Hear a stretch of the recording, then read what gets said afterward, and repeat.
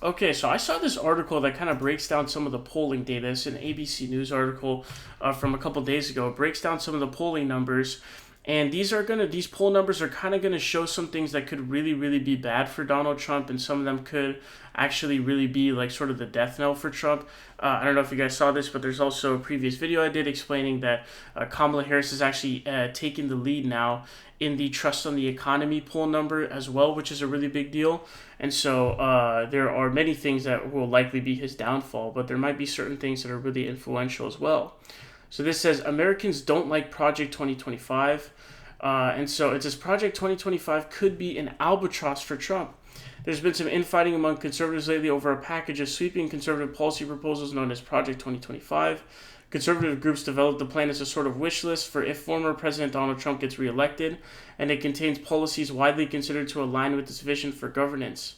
But the former president's campaign has disavowed the project and recently went so far as to say its demise would be greatly welcomed, while Trump urged his supporters to boo it at a campaign rally. It's likely because a growing majority of Americans are hearing about the controversial proposal, and a significant share also disapprove of it and closely associate it with Trump, despite his concerted efforts to distance himself from it. So Trump is trying to distance himself from it for these reasons. Obviously, like this is a really disapproved kind of plan. But J.D. Vance had written like a foreword, I think, in a book for the person who actually like founded Project 2025 or something like that, I believe. And then I think the Trump campaign got hacked and a bunch of Project 2025 videos leaked, like Project 2025 advertising videos leaked. But there's no real way to distance yourself from this. It's pretty much stuck to you, and rightfully so. It's not like a sort of unjust stuck where it's like, oh man, like I don't know why people would set it to be with you. The VP that he picked has clear close ties. You know, he had close ties as well. And so here what we have is an attempt to dodge it because it's unpopular, but I don't think it's going to work. So it says two different YouGov polls conducted for the University of Massachusetts Department of Political Science and The Economist in the last 2 weeks each found that between 70 and 80% of Americans had heard about Project 2025. So it's a very well-known thing that has a lot of name recognition, which is good because it provides you something to really attack on. It says YouGov The Economist found that 47% thought Trump at least somewhat supports the plan, similar to 45% who said it accurately describes what Trump stands for in a mid-July survey by Navigator Research, a progressive aligned polling outfit. Recent Navigator surveys also compared attitudes towards the project in late June versus mid-July, and they found that the project had become both more familiar and less popular among Americans across the political spectrum. So that means it's going to provide something that's really, really sort of salient in your favor, not in the Republicans' favor, but really, really popular in terms of an attack that you can use, the Democrats can use. It says unfavorable views of the project rose the most among Democrats, for whom the plan's net favorability dropped by a whopping 36 percentage points, but has also become less popular among the smaller share of Republicans who had heard of the project. Net favorability for Project 2025 dropped 9 points among those who identified as MAGA supporters and 17 points among other Republicans. When it comes to what specific policies within Project 2025 Americans disliked, the University of Massachusetts poll found that the majority of respondents disagreed with policies like, quote, firing thousands of federal employees and replacing them with appointees loyal to the president, minus 56% net support, or reducing federal civil rights protections for lesbian, gay, and transgender people, minus 29% net support.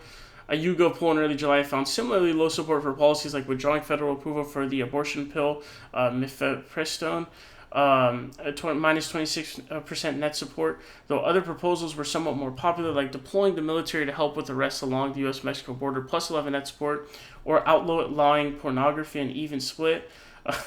Democrats are hoping to take full advantage of the plan's unpopularity.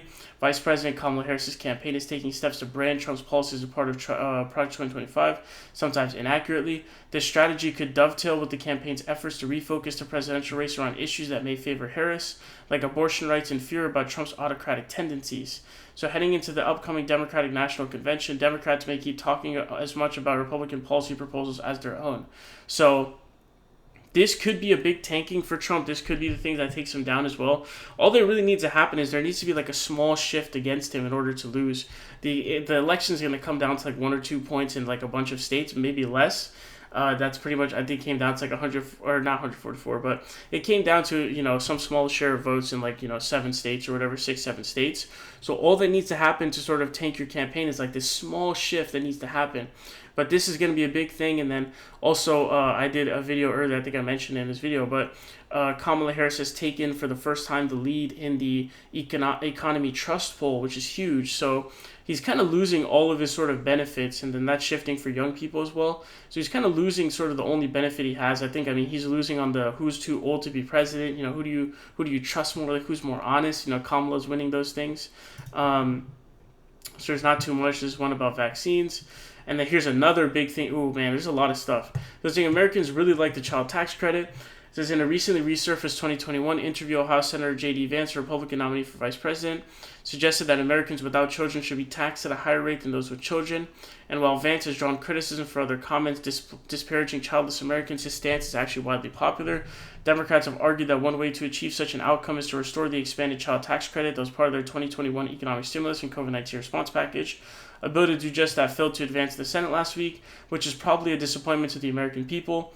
A more generous tax credit has broad bipartisan support. In a YouGov Economist survey released this week, 72% of Americans said they would support, quote, expanding eligibility for the child tax credit among lower-income families, with 42% expressing strong support. Majorities of Democrats, Republicans, and Independents support the proposal.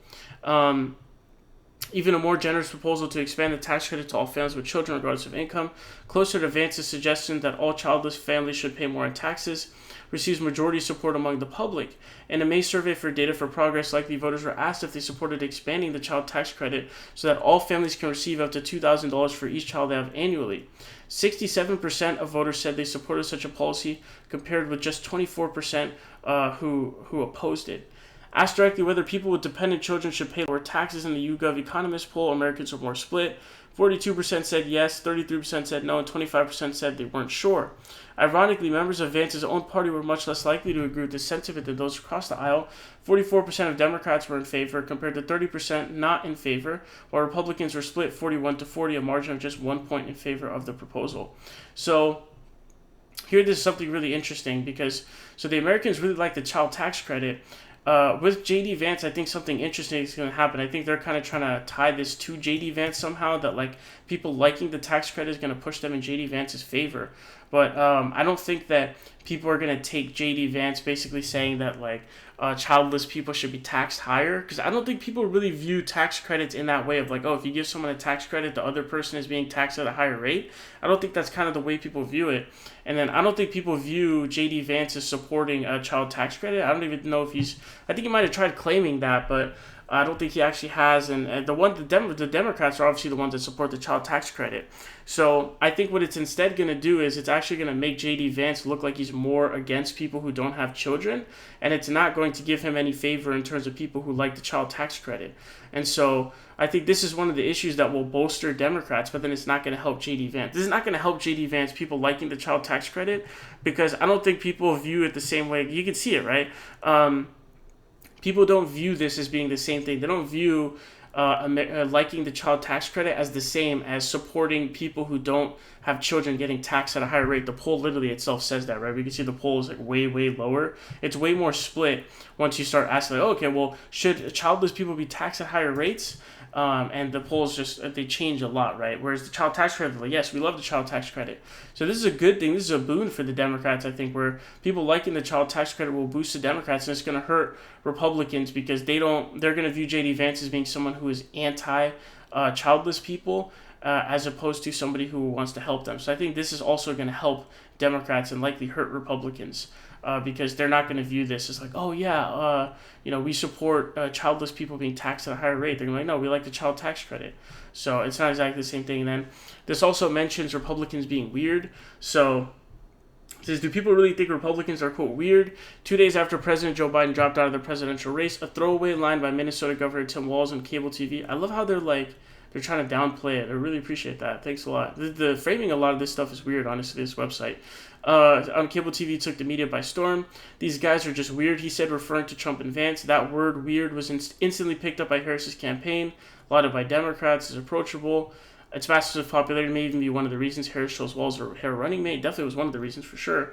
But it says, but the phrase doesn't appear to be just an obsession among the media and DC punditry.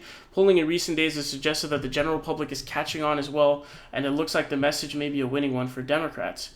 In an early August poll from Data for Progress that asked whether the word weird more accurately described Democrats or Republicans, 47% said it was more fitting for Republicans, while 37% said the same for Democrats. Data for Progress also asked respondents about various headline-making statements from Trump and Vance, like Vance's recently unearthed comments about childless women and Trump's quip about immigrants seeking black jobs. Taking black jobs, sorry, not seeking. When asked whether they thought these statements, which are not attributed to any source, are, quote, weird or normal, even Republicans thought that most were weird, often by large margins. So I guess they presented the comments without saying who it was. And they're like, hey, how weird do you think this is? And they're like, oh, yeah, that's weird as fuck.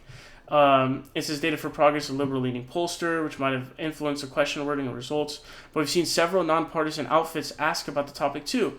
A recent poll from YouGov and the University of Massachusetts Department of Political Science asked respondents what one word they would use to describe Vance. While many respondents said things like strong, patriot, and smart, that's hilarious. Why would you associate strong and patriot with Vance? That would be something you would associate with, like, Tim Walz. But it says one of the most popular responses was weird, coming second only to unknown. So I guess the second most popular response was weird. So it's really clicking here. And then this poll, I guess, says slightly more conservatives being weird than liberals, so it's a little bit polarized. But it seems like even the weird thing is kind of hitting. So the poll numbers are saying there's a lot of stuff that's going to be in Democrats' favor. The Project 2025 thing is going to be in their favor. The too old thing is in the Democrats' favor. I think the honesty poll number is going to be in their favor. And then I think the child tax credit is actually going to help them. Here they're trying to make it sound like somehow it's going to be a boost for J.D. Vance. It's not going to help J.D. Vance at all. Because J.D. Vance is like, oh, childless people should be taxed higher. Americans don't think of a child tax credit as taxing childless people as higher. It's just helping people with children. They don't view it as this is the same thing as you can see from the poll. Like, people are like, yeah, we love the child tax credit. And then they're like, oh, well, do you support taxing childless people at a higher rate? They're like, not really. So, that's not even really, that's not the same thing. So this is also going to help Democrats, because Democrats are going to be the ones who support child tax credit, and they're also going to be the ones perceived as doing so. I don't think the weird thing is going to have like a crazy impact. I think it's just kind of a fun little poke to do that's kind of maybe a little bit boost. I actually think Project 2025 is going to be a big deal, and then child tax credit might be kind of like a footnote, but I think it might have like a Super Saiyan effect because of J.D. Vance kind of being like this super weird like anti-women without children thing. So I think that will be really beneficial too. So these are going to be, I think, non-insignificant things, and then Project 2025 will definitely be big. And then if Kamala takes like sort of the lead in the economy polls, I mean, it's going to be hard for her to lose. I feel like we'll have to see if there's more continuity involved in terms of her kind of holding that lead. But if she's able to hold that lead, she basically has every lead. I think maybe the Patriot poll is the only one she's losing, which is almost likely entirely because she's a woman and she's black. So this is probably just a racist poll more than the Patriot poll. But yeah, so she's able to take that. I mean, there's a lot of stuff. But there's some really fascinating polling numbers to kind of go over what kind of issues are going on right now and what kind of things are happening.